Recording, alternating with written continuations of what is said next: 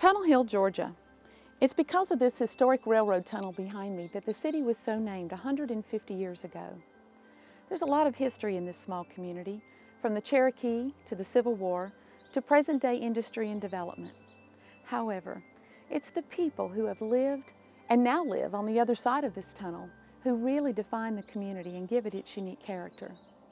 Rather than just a recounting of dates and events like a history book, you will also catch a glimpse of Tunnel Hill in these next moments through the memories and recollections of some of its long-standing citizens. Tunnel Hill was first developed on what was once Cherokee farmland. This small mountain near the heart of the city, called Chattageta Mountain, is named after the Cherokee chief by that same name that lived and is said to be buried there. Before the tunnel, the rail line from Atlanta ended at the base of the east side of Chattageta Mountain, while the line from Chattanooga, the town once known as Ross's Landing, ended on the west. The Holland brothers held the concession to move the cargo and passengers over the mountain with their mule and wagon. Their initials can still be seen today, carved in the rock just outside the west tunnel entrance. Later, the Western and Atlantic Railroad built the historic tunnel through the mountain starting in 1848, with the first train coming through in 1850. This was a major engineering feat for its day, as evidenced by a celebration so grand that even the cannon fired as part of the completion ceremony was blown to pieces upon its final volley, deemed too worthy to be used for anything else. One of the first white settlers to Tunnel Hill was Absalom Foster, a school teacher and farmer who later ran a tan yard on what is now part of the Tyson Griffin Farm. The community of Tunnel Hill, first called Tunnelsville, began in 1853 with the first commission form of government in the county. The name of the town was later changed to Tunnel Hill in 1856. The mayor only had two powers to begin with back then: arresting people who spit on the sidewalks and dealing with runaway slaves. Sidewalks being few and far between, and slaves not announcing that they were such, mayoring was not a vigorous job at that time. Later, during the Depression years, because there was no money to operate the city government, it wasn't a job at all until a new election was held in 1965. Frank Moody, one of the new councilmen at that time, remembers. But the Depression years was hard on Tunnel Hill. The city council was active up until that period, and then they didn't have any money to operate the city council, and it dispersed. Prior to the building of the tunnel, Clisby Austin, a prominent Methodist minister, settled with his family and servants on the land where the tunnel would later be built. There, around 1848, he constructed a large brick home he called Meadowlawn, which still stands today. The home and surrounding 86 acres were graciously donated to Whitfield County by Kenneth and Barbara Holcomb to preserve the structure and historic grounds. From 1862 to 1864, Tunnel Hill became a part of Civil War history. The great locomotive chase came through Tunnel Hill. Hospitals housed the wounded following the Battle of Chickamauga, including General John Bell Hood, and General Sherman occupied the Clisby Austin House while planning his Atlanta campaign. After the war, settlers and returning soldiers continued to move into the farming community as life began to return to normal. The town grew quickly and had one of the first telegraph offices and rural-freed mail delivery. It eventually had a general store, 4 churches, drugstore, post office, doctor, dentist, school, and many large homes. The Tunnel Hill Post Office began delivering mail in 1850 by horse and buggy and switched to using an automobile in 1924. Alberta Gowan went to work for her father at the post office and eventually stayed on for 28+ years. This gave her an opportunity to meet some of Tunnel Hill's more interesting characters at that time. One person that come to the post office every day, Miss Henry Quinn, but she would come to the post office every day to get her mail. She was a little, I'm 92, and she wasn't near that old, and she walked just about like I do now, I guess. Kind of humped and had a hat on every day. And we would see her come with her breakfast on her face a lot of mornings, you know. And we always talked about her. We young people would notice how dirty she was, her face, but she would put that hat on and feel like she was so dressed up. And she'd come and call for the mail every day, and maybe she got a piece of mail or 2 or 3 once a month, or something. But she came every day and asked for her mail. Then Miss Charlie Chester was another one who came every day, and she was a real stylish person, lived in a big 2-story brick house in front of the Baptist church. And she was from she was raised in New York and Atlanta till she was a big girl. They lived in Dalton. And then she and her mother bought that big house and moved to Tunnel Hill. And she lived there even after her mother died. And she would come to the post office every day with a pretty hat on and an umbrella because she didn't want to get the sun.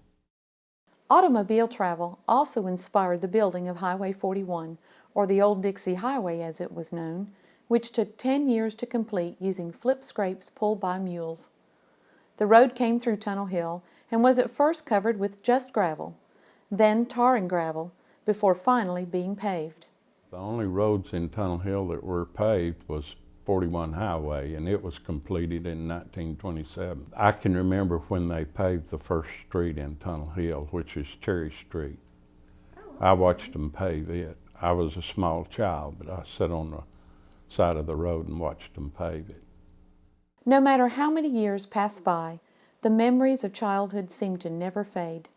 One such memory recounts what it was like in Tunnel Hill during the 1930s and 40s when the boys went down to the creek to cool off after working at the farm all day. Well, there was a small creek. It's the name of it, the official name of it is Tannery Creek, but it's Tunnel Hill Creek is what we all call it. We had 2 swimming holes in it. One was the sycamore. There was a great big sycamore tree. It was the one the closest to us, and we would, if we didn't have much time before dark, after we got through in the field, we would run down there. We'd tell our parents we was going to take a bath in the creek, but we was going to swim and play is what we were going to do. We'd run down there and play in the water. But if we wanted to really swim, we'd go down to the covert.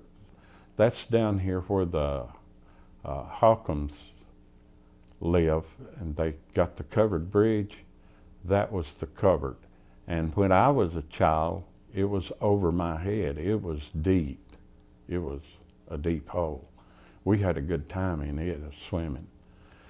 And then we had one, it was over on Chickamauga Creek, which is west, turn out Campbell Road and go out there.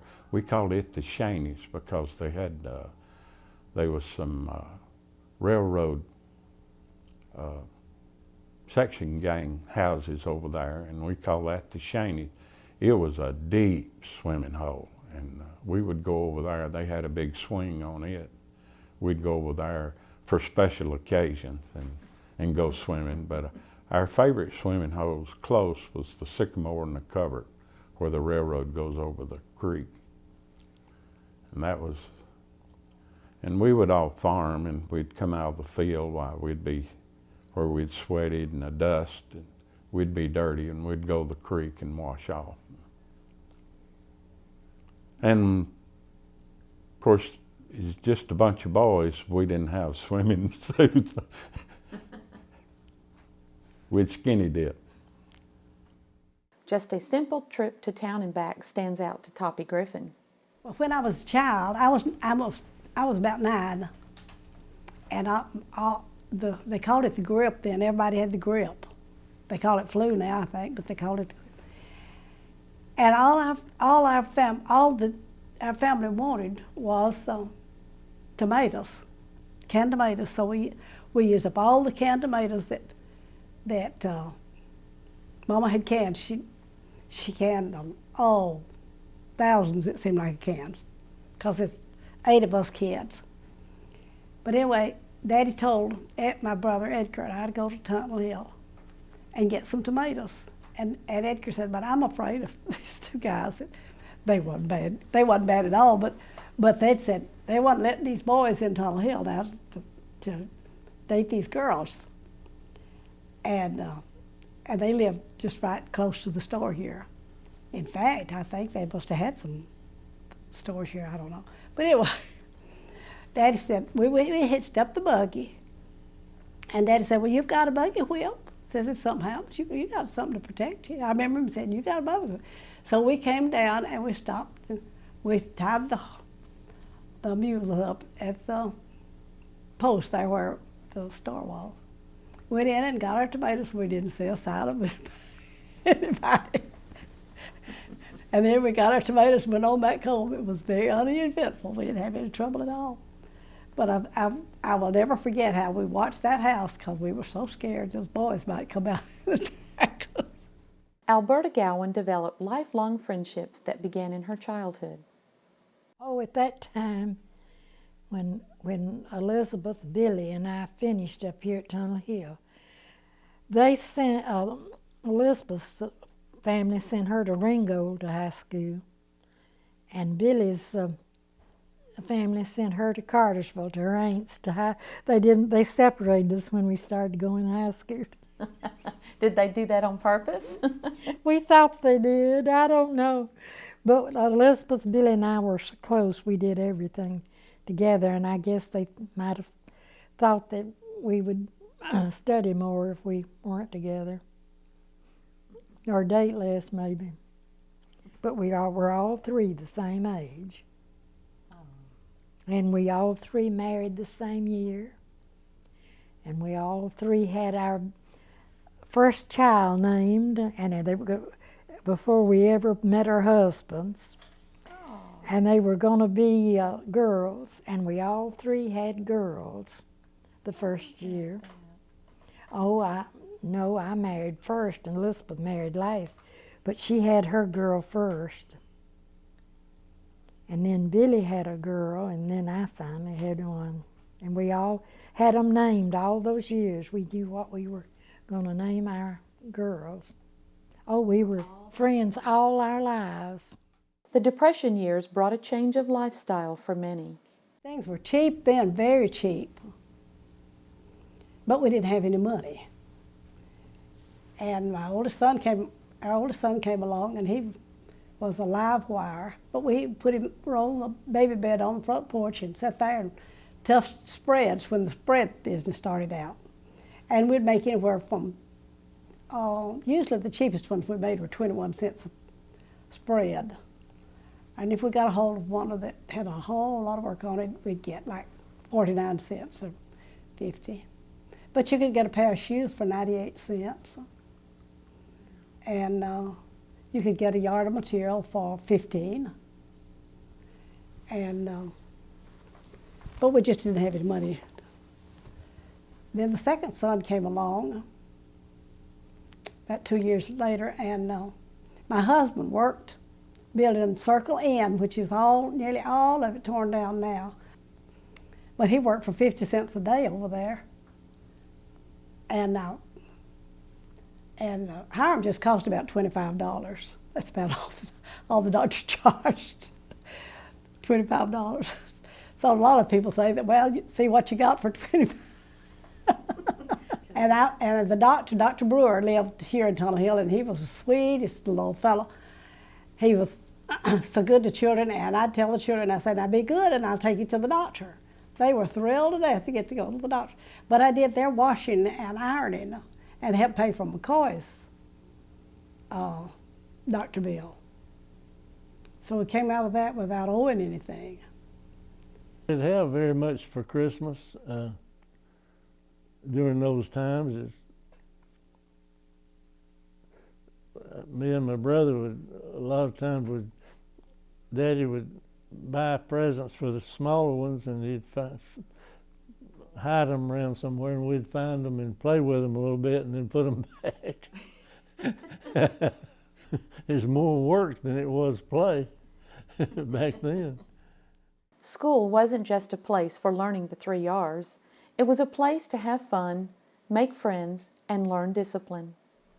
This was some boys and all was younger than me. I was not involved in it, but my crippled brother was involved in it.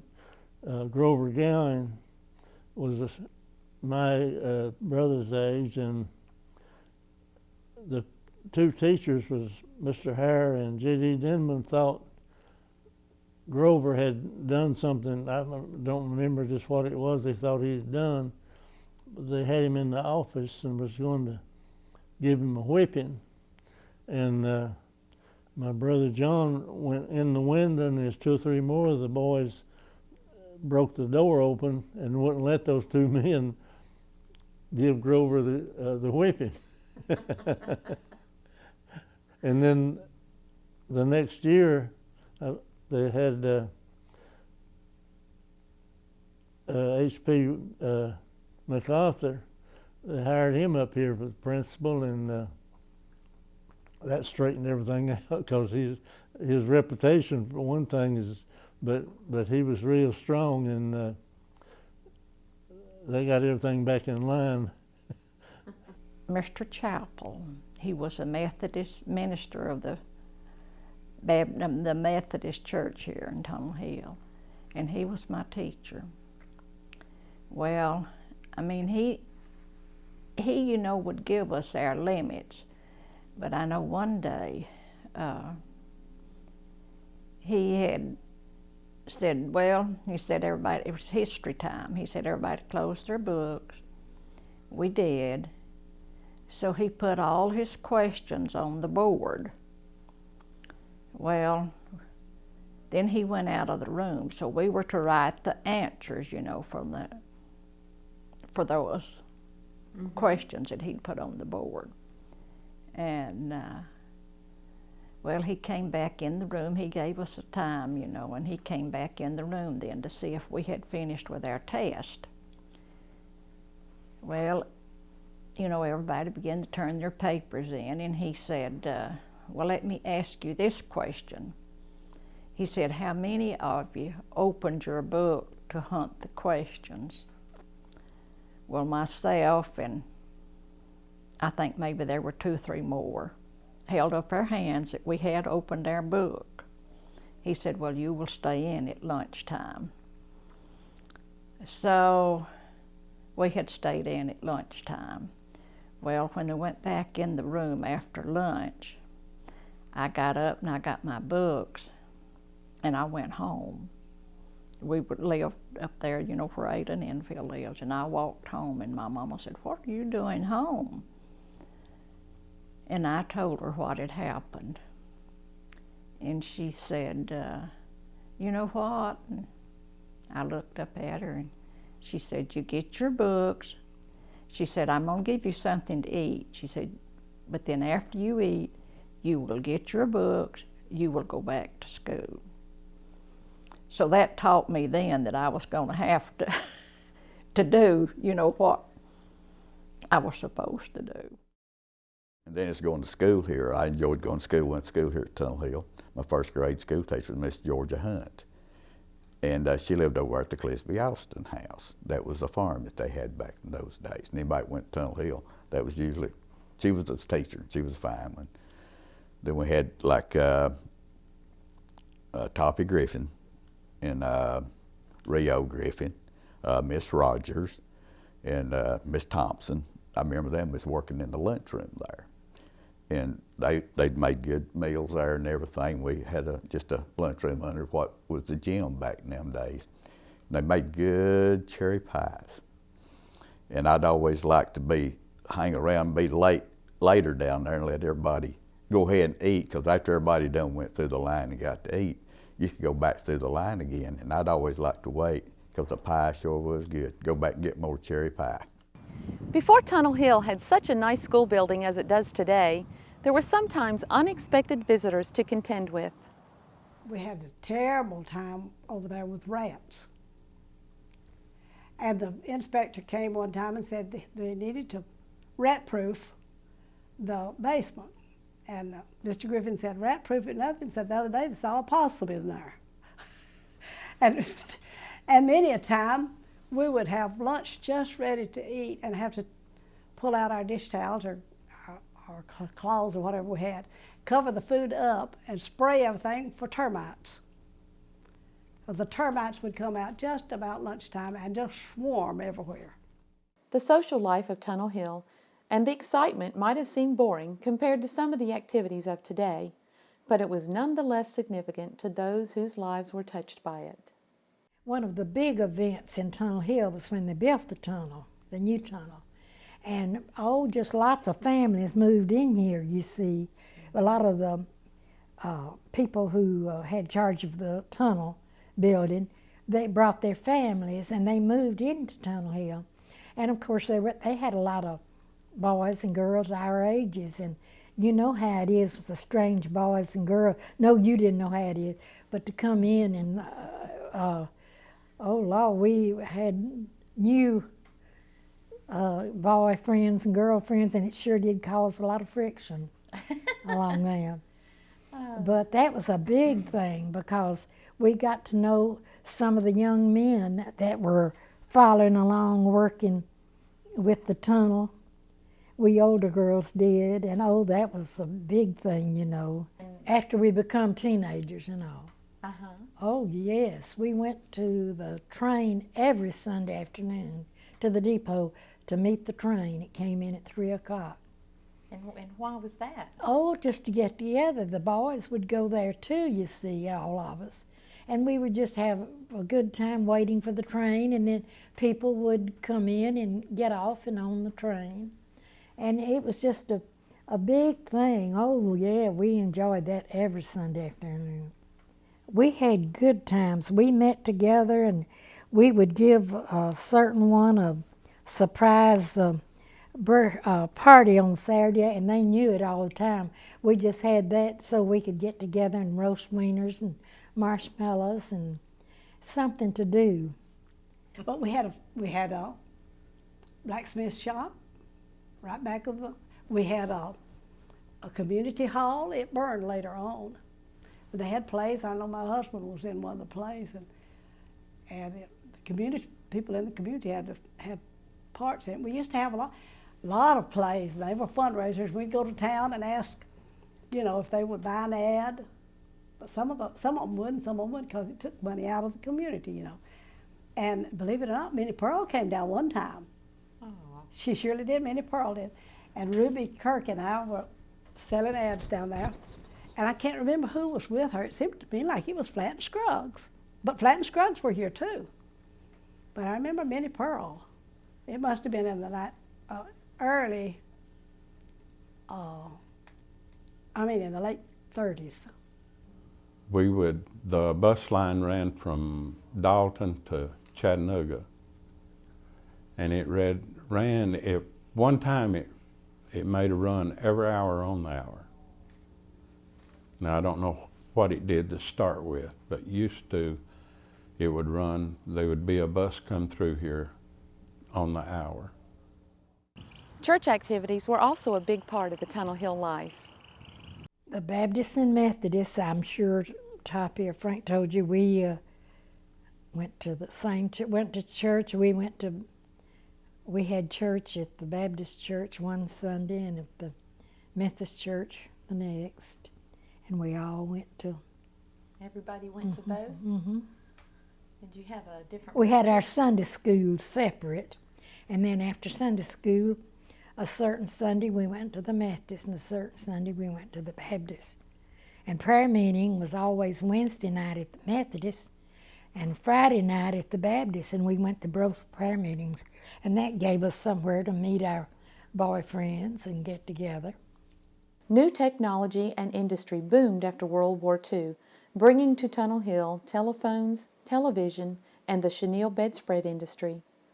The old Dixie Highway, known as Highway 41 today, came through the town, and with it brought tourists from the north. Brought a lot of employment to Tunnel Hill. The Putnam family was the ones that was really into it, and that came from, when I was a small child, women would hand tuft bedspreads. And the carpet industry came from that tufting. It's based on the same principle. And bedspreads at one time were a big business here in Dalton and Tunnel Hill, especially Tunnel Hill. Tunnel Hill boomed on that. They had places that they would,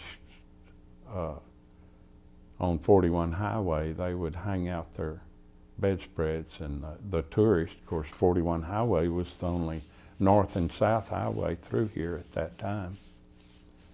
And people would stop and buy those spreads. And it was really a big business. They sold a lot of them. Unfortunately, simpler times didn't always mean that no one was out to break the law. Bradley Putnam recalls how one merchant sought to catch the thief robbing his spread line. And I remember too, a long time ago, people would come through, we'd leave our spreads out at night, and people would come through and steal them off the line. So that was a kind of a thing back in its days. And so we'd go over at Cobblestone and sit in the car, Daddy would, and sometimes he'd let me go with him. He'd stay about all night or whatever, watching, see if anybody's going to stop by and steal anything, and usually they wouldn't. Nobody, and I don't remember us ever seeing nobody steal anything, but it seemed like every who it was would know if you were there or not, because you do it for a week, quit, that night they'd get it. Then I had an uncle that had a light bulb outside at the line, and he had the drawstring on it, and it would, somebody come up and grab the spread, it would pull the light on it at the same time. So that was a little, I guess, security system in a way on that right there. And Daddy and them did run one, him and Kuel Hill. He'd hollered at Daddy and said, hey, somebody stole the spread from Uncle Ed next door, Ed Putnam. And so I think it was Ed's or ours one, but anyhow he noticed. So Daddy and him took off chasing them down the road, and Daddy shot the tar down on the guy's car, and they followed him down just where 75 is at Rocky Face down there. And they got away right there because Kuel run out of gas. The 1950s brought the carpet industry, and a middle class began to emerge in the small community. The 1960s saw a building boom as banks began to offer 30-year mortgages. New subdivisions and shopping centers sprang up. Downtown Tunnel Hill changed from being centered around the railroad to being centered around Highway 41. And now it was time for new recreation facilities. The community came together, and through hard work, caring hearts, and generous donations, Tunnel Hill is now home to the Tunnel Hill City Park Harry Griffin Memorial, including the Sloan Picnic Area. Many stories will be lost with the passing of the memories in which they're stored, but those captured here have a chance at surviving for generations to come. Tunnel Hill, 1856 to 2006, a thriving community of business, education, worship, recreation, and a people who are proud to call it home. So it's just something that we're proud of, that our community can grow like that and make a better place for our younger people.